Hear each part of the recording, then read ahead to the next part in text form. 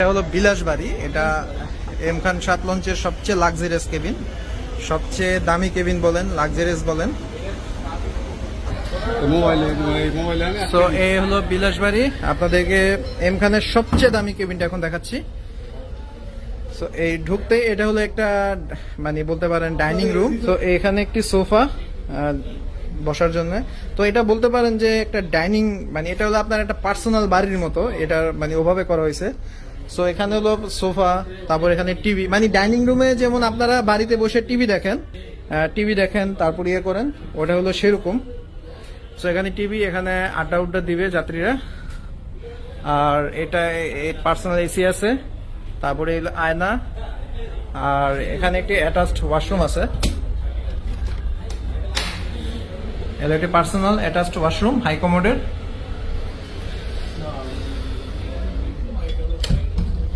So এটা drawing room, আর এ হলো আপনার বেডরুম।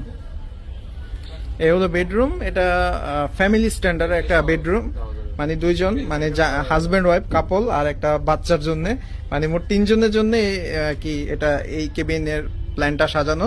তো এই কেবিনের ভাড়াটা কত? 12 থেকে 15। আমি যেটা জানতে পারলাম যে 15,000 টাকা। এটা সবচেয়ে ঢাকা বরিশাল যতগুলো লঞ্চ আছে সবচেয়ে দামি কেবিন হলো এই এম খান 7 লঞ্চের। এটা ভাড়া 15,000 টাকা।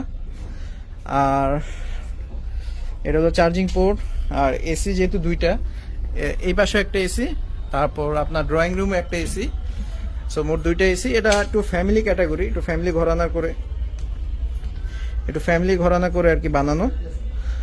আর আপনি যদি ছোটখাটো একটা ফ্ল্যাটও বলা যায়, বাসাবাড়ি বলা যায়। সো আর এখানে যদি আপনার ইসে সরায় দেন, পর্দা সরায় দিলে একদম নদীর সৌন্দর্য সুন্দরভাবে এনজয় করতে পারবেন। সো আপনারা যদি এটা 3 জনের জন্য প্রযোজ্য, মাত্র 15,000 টাকা ভাড়া।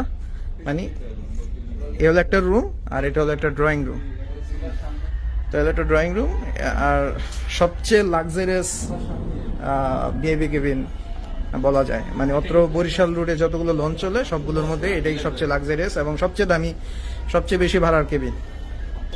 সো এটার মধ্যে যারা ভ্রমণ করবে তারা নিশ্চয়ই অনেক, ভাই জমিদার ভাই অনেক আলট্রা প্রো ম্যাক্স বড় লোক। হ্যাঁ।